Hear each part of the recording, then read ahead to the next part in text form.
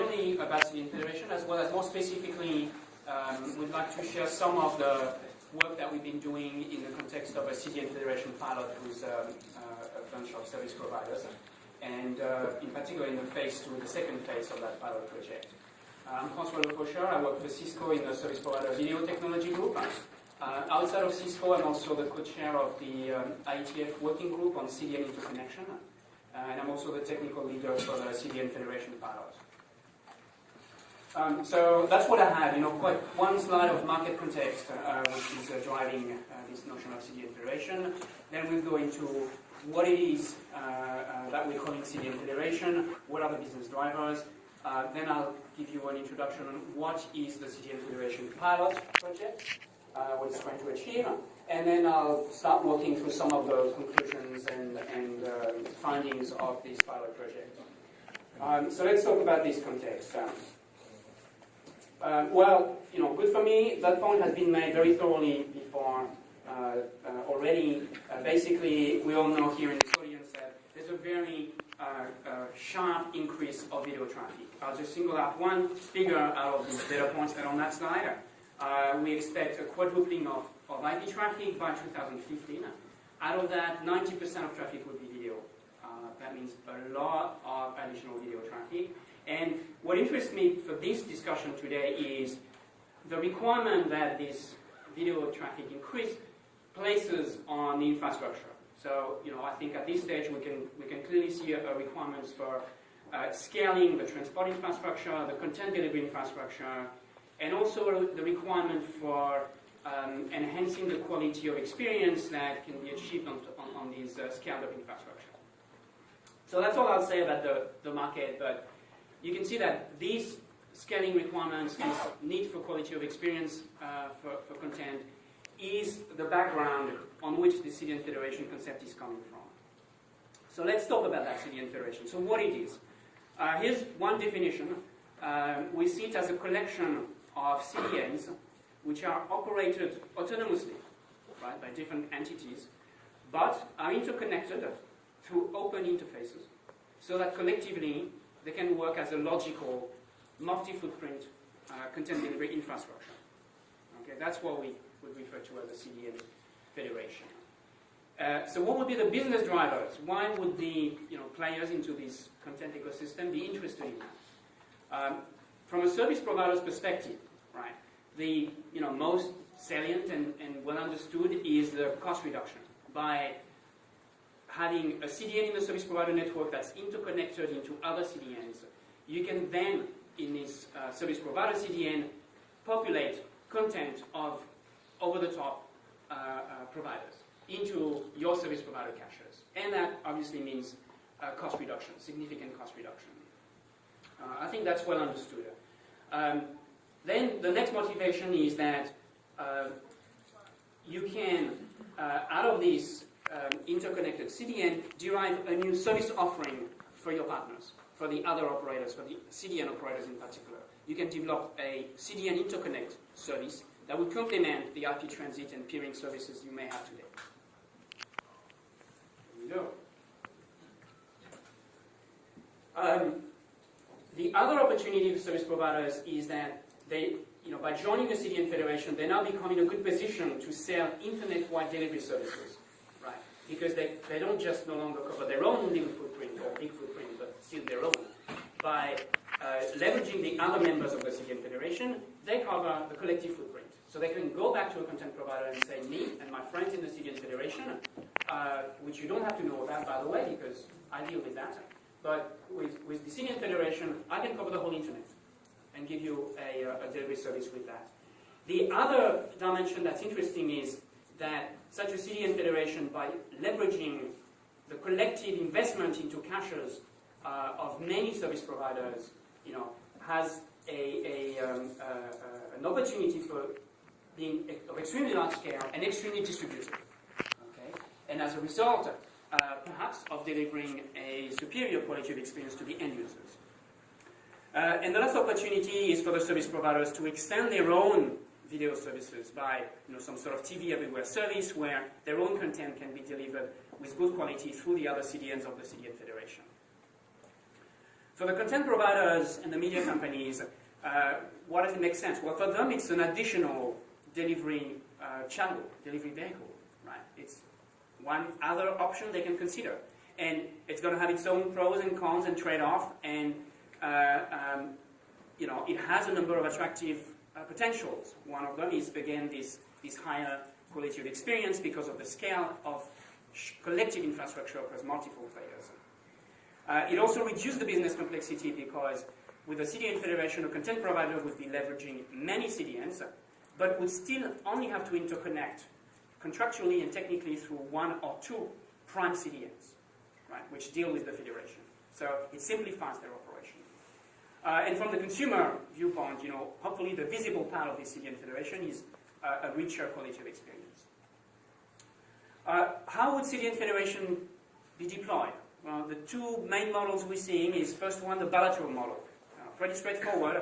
You have a bunch of CDNs that agree to work together, right? They interconnect on a bilateral one-to-one basis. Okay, they're CDNs. And then, as you can expect, a content provider who's contracting delivery service from the prime CDN will have his content delivered locally to the on-net users of the prime CDN by the prime CDN, and will have its content delivered to other users attached to other CDNs through the other CDNs.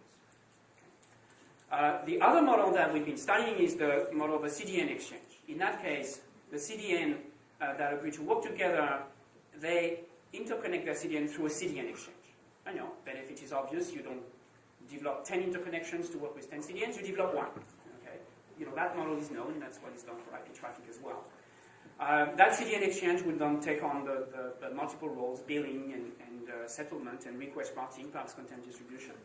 If it doesn't take on all the roles, you can still have interconnection bilaterally for a subset of the functions not done through the exchange, and then the net result is the same. Content can be delivered through all the CDNs participating in the federation. There may be some hybrid deployment where a large CDN will interconnect with another large CDN directly and may interconnect to a bunch of small CDNs through a CDN exchange. All of that is possible. One last word on the deployment is that we expect to not see one big magical CDN federation happen one day. Most likely, there will be pockets of CDN federation starting for specific use cases. You may have a national federation in one country, a national federation in another country. You may have a federation for distribution of software updates across the world. And gradually, this federation, they will get together, and from separate islands, they may become gradually a big CDN federation, but it's not going to happen like that all of a sudden. So that's the picture for what is CDN federation, what are the rationale behind it. What's the pilot project in there? It's an informal group of service providers which are keen to progress this concept and willing to collaborate together and with Cisco to advance that concept. Every participant in the pilot project gets very practical hands-on experience because the technical track is based on just distributed labs in every of these service providers interconnected. And we feel it sort of just accelerates the industry into this direction of CDN federation, and it also helps us accelerate the work in the IETF in particular, in the standards in general. It's got both a business track and a technical track because, frankly, we still have to understand both the business aspects and the technical aspects of that thing. So we're making a lot of progress. We're still working on it. It's a long-term project, so it's executed in 3 phases. Phase 1 happened last year. We established a CDN federation, a base CDN federation, across all these labs, and we validated the basic use cases and a base set of functionality across the pilot federation. We started phase 2 at the end of last year, and we're still into it. It's going to finish next month, right? And now we're starting to validate enhanced use cases and enhanced capabilities on this pilot federation. We expect there will likely be a 3rd phase starting after this summer. Right? You can see on this document here the list of service providers that participated in phase 1 at the top and in phase 2 then. I can also announce that CenturyLink in the US has indicated they're willing to participate in the next phase of the pilot as well. So we'll have more members in the phase 3. So let me talk about the pilot results now. So I put that slide to give you a feeling for what was the CDN topology in the first phase of the pilot. So this just illustrates the result of one series of tests, and you can see that we had sort of two meshes of CDNs there, and we validated all sorts of deliveries for video on demand. Okay? This slide captures some of the conclusions of the phase 1 business track. Today I want to focus on the phase 2 results, so I won't go through all these ones, but I left them here for reference. Okay? I think what you'll see if you look at them is that they sort of all corroborated and confirmed the maintenance that CDN Federation will basically accelerate, right, the growth of the delivery market and of the content services. And we thought that was very important to re-emphasize that from the phase 1 and be sure about that across all the participants of the pilot. On the technical side, again, I won't list all the capabilities that were tested, but the claim really I think we can make is that we proved in a distributed lab environment that it's possible to establish a base CDN federation across multiple service providers. And in phase 1, interestingly enough, we had more than one vendor participating. Let me move to phase 2. So I'll try to give a little more detail there. That picture, again, I took to illustrate the sort of CDN meshing we have. It's the results of one test we did out of the many. This one was aiming at simultaneously validating deliveries all over the place in all sorts of directions at the same time on top of this infrastructure. So these were, every purple arrow is an explicit test validating that we deliver content from this CDN through this CDN to that sort of end users. But the point here is so that you see the participants and get a feeling for the sort of meshing that was happening. On the business track, what did we look at? Well, we looked further into the use cases, and we refined the fact that yes, there is multiple use cases. Good examples would be a domestic in-country CDN federation versus international CDN federation. They all have their own value proposition and business models associated with them. It's likely we feel that the initial deployments would be stimulated by in-country CDN federation, mostly because premium videos typically has distribution rights that are localized by country. There's a number of use cases for international right away, such as software updates delivery, for example. So that's the discussion we had on use cases.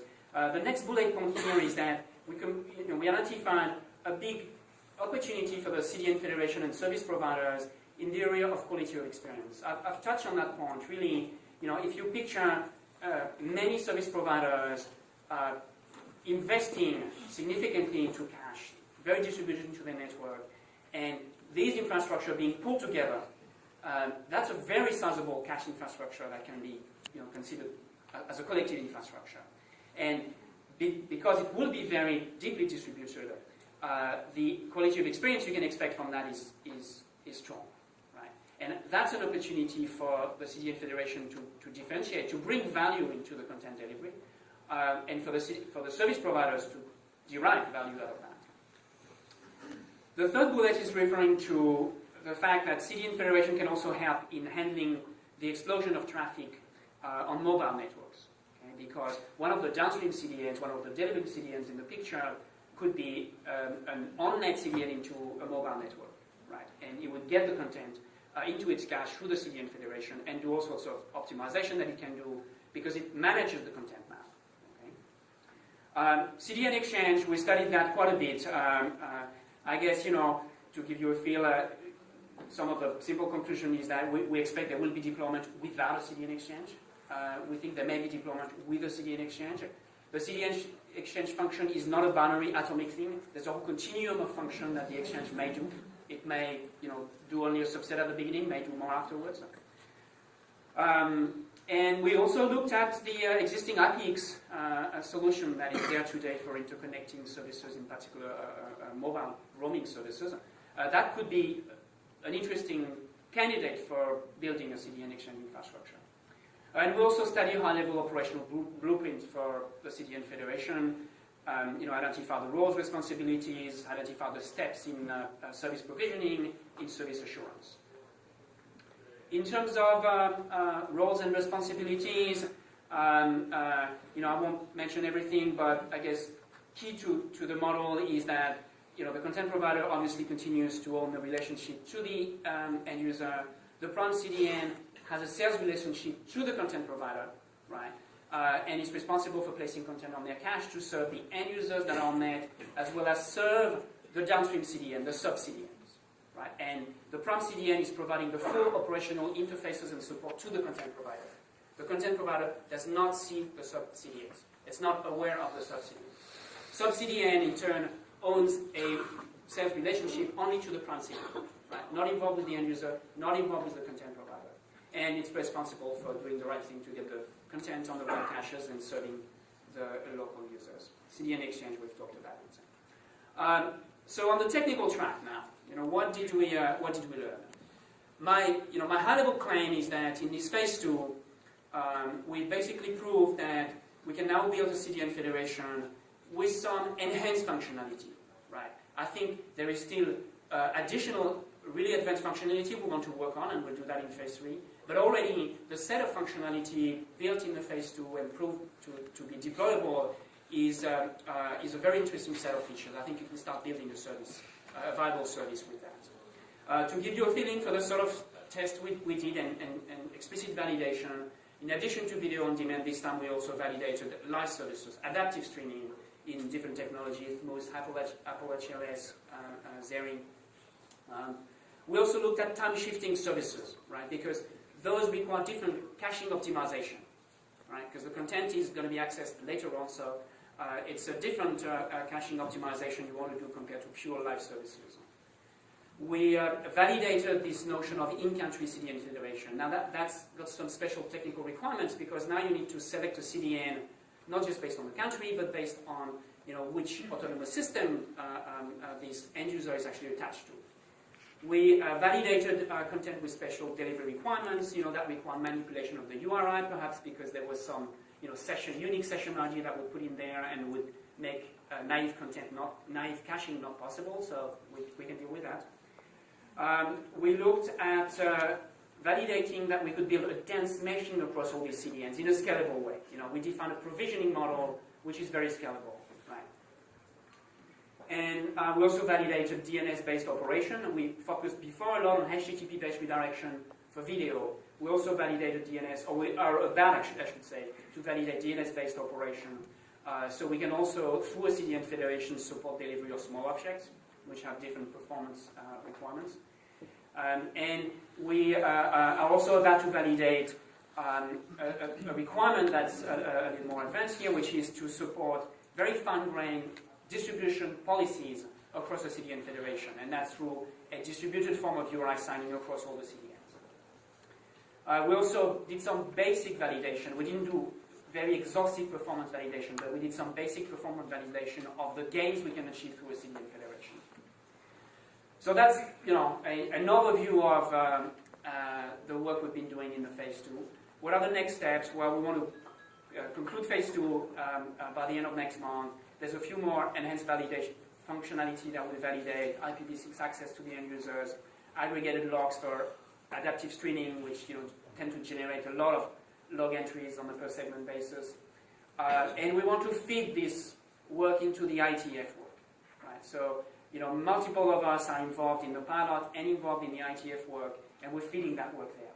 Right? The pilot is not just to build their own little private expertise, it's there to accelerate the development of the standards. Then we'll move into a phase 3, I've mentioned that. Example of things we'll look into is integration of fixed mobile CDN, cross-CDN analytics will be an important part we expect. Scaling we'll start studying, and we'll have more types of players in the ecosystem, such as content providers. I think now the federation pilot is ready to have sufficient value for content providers. We expect they will come. We may do some trial of a delivery of real content. So that brings me to my conclusion. I think what do we conclude out of that? We see that CDN federation is getting momentum, right, as a way for service providers to address their conundrum, which is reduce cost and at the same time generate new incremental revenue. There's an opportunity in the CDN federation for the service providers to deliver richer content service than what may be available otherwise. Right? and that matches what end users expect and therefore what content providers would like to see. You know,